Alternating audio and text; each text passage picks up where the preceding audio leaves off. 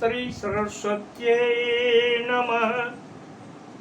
सा विद्या या विमुक्तये। महाराज लक्ष्मीश्वर से मेमोरियल महाविद्यालय दरभंगा का हिंदी विभाग अपनी वर्ग तालिका के अनुसार उपस्थित है।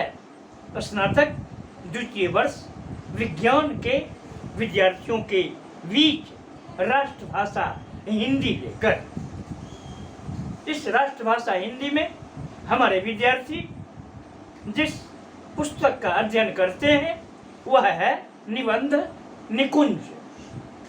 निबंध निकुंज की पढ़ाई पिछले कई वर्गों में हो चुकी है। हम जो पढ़ाई हो चुकी है उससे आगे की पढ़ाई आज करेंगे। पिछले वर्गों से ही हम आचार्य विनोबा भावे के उस निबंध पर विचार कर रहे हैं जिसका शीर्षक है स्वरूप देखिए। स्वरूप, स्वरूप देखिए यानी अपना रूप देखिए। अविधात्मक आलोक से आलोकित यह एक सीधी पंक्ति है कबीर की तरह। जैसे कबीर कहते हैं संतों सहज समाधि भली। कबीर कहते हैं संतों सहज समाधि भली यानी व्याकुल मत आप हो, सहज समाधि लगावे ईश्वर की प्राप्ति होगी। वैसे ही आचार्य विनोबा भावे जी कहते हैं स्वरूप देखिए। तो स्वरूप देखिए, यह स्वरूप देखिए आचार्य विनोबा भावे जो आज कह रहे हैं पहले भी कहा गया। स्वरूप देखिए दर्शन है, भारतीय दर्शन है स्वरूप देखिए। स्वरूप देखिए के संदर्भ में कई आख्यान हमारे संस्कृत वाङ्मय में भी भरे हुए हैं जहां स्वरूप देखने के लिए जल का प्रयोग किया जाता था। लोग जल में अपना स्वरूप देखते थे, लेकिन वहां स्वरूप दर्शन का सच्चा बोध नहीं था। यही कारण था कि विद्वान मनुष्य को कहते थे विद्याधर बने। विद्याधर यानी विद्या जिनके पास में होगी वही अपने स्वरूप को देख सकते हैं। विद्या का होना बहुत ही जरूरी है। विद्या की प्राप्ति रटने से होती है नहीं, जीवन में उतारने से होती है। कल की विद्या जिह्वा पर थी। कल की विद्या के लिए हमें कुछ देखने की आवश्यकता नहीं थी।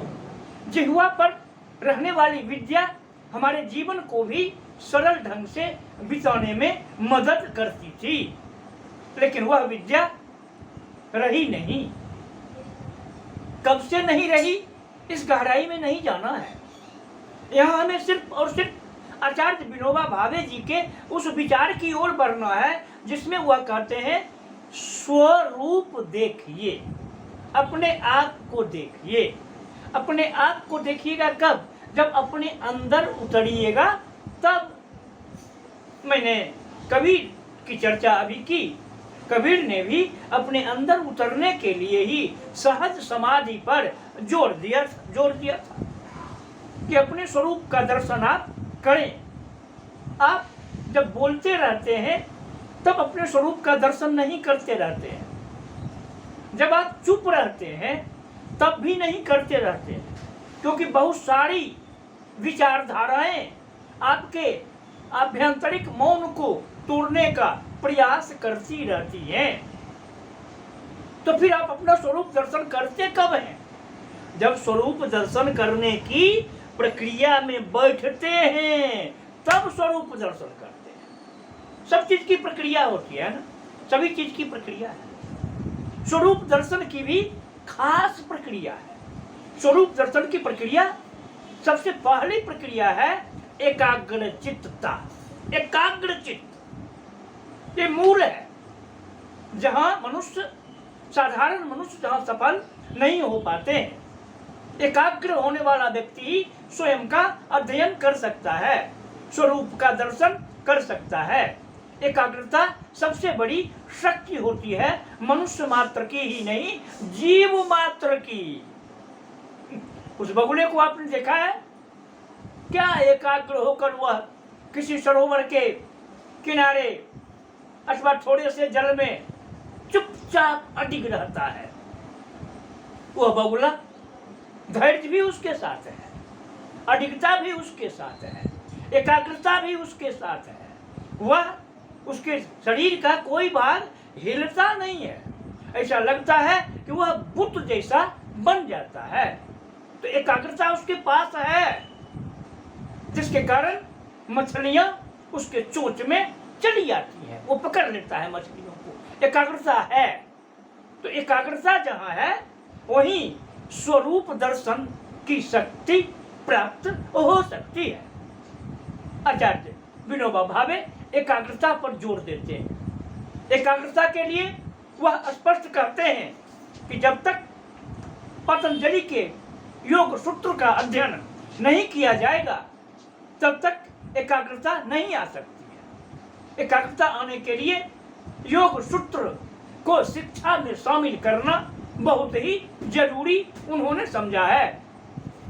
उन्होंने स्पष्ट किया है कि आत्मिक एकाग्रता तभी आ सकती है जब योग सूत्र का अध्ययन हो और मातृभाषा में अध्ययन हो। यह सबसे बड़ी बात है कि योग सूत्र का मातृभाषाओं में अनुवाद अभी तक पूरा नहीं हुआ है।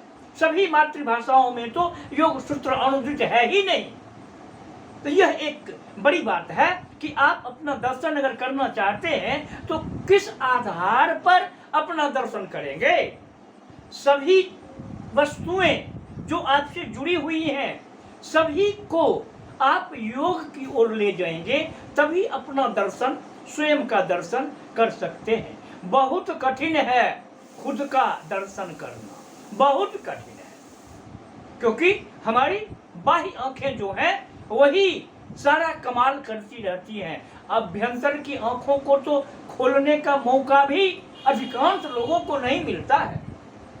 त्रिकालदर्शी हुआ करते होंगे शिव, त्रिकालदर्शी आज भी कोई होते हैं क्या? शिव त्रिकालदर्शी क्यों हो गए? क्योंकि उन्होंने स्वरूप का दर्शन कर लिया। वो अपना दर्शन स्वयं कर लिए। एकाग्रचित्तता शिव का मूल गुण है। यही गुण आचार्य विनोबा भावे आम विद्यार्थियों में देखना चाहते हैं। वह चाहते हैं कि हमारा विद्यार्थी, हमारे देश के नागरिक एकाग्रचित्त हो। एकाग्रचित्त तभी होंगे जब उन्हें एकाग्रचित्त करने वाला कोई आश्रम मिलेगा, कोई व्यवस्था मिलेगी, कोई आधार मिलेगा जो यहाँ है नहीं। तो आचार्य विनोबा भावे संकुचित हो जाते हैं वहाँ, लेकिन विचार कभी संकुचित नहीं होता है। उन्होंने जो विचार दिया है वही विचार मानवता के उत्थान का सच्चा विचार सिद्ध हो चुका है कि आचार्य विनोबा भावे का विचार मानव कल्याण के लिए सच्चा विचार है, विश्व कल्याण के लिए विचार है। आप एकाग्रचित्त हो जाएंगे तो सिर्फ और सिर्फ अपने स्वरूप को देखेंगे, आप दूसरे को नहीं देखेंगे। आज दुनिया क्यों भयानक हो चुकी है? क्योंकि वो स्वरूप का दर्शन नहीं कर पा रही है, दूसरे को देख रही है।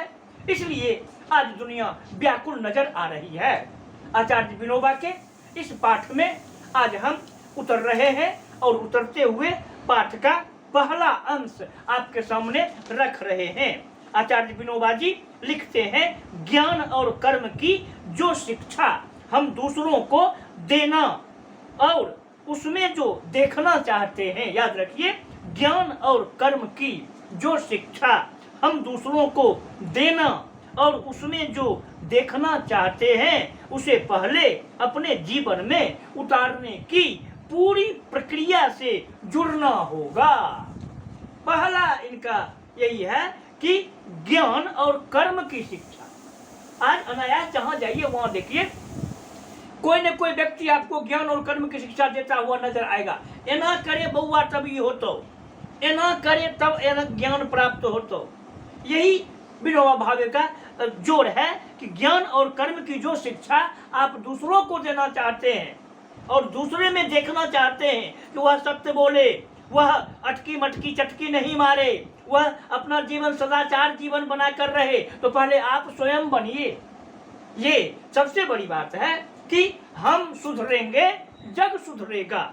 आचार्य विनोबा भावे व्यक्ति व्यक्ति की सुधार की बात करते हैं। जब तक प्रत्येक व्यक्ति का आत्मिक सुधार नहीं होगा तब तक जीवन का सच्चा आधार कभी भी नहीं बन सकता है। इस निबंध में आगे हम अगले पाठ में बढ़ेंगे, अगले वर्ग में बढ़ेंगे। आज यहीं पर इसकी समाप्ति कर रहे हैं। ओम शांति शांति।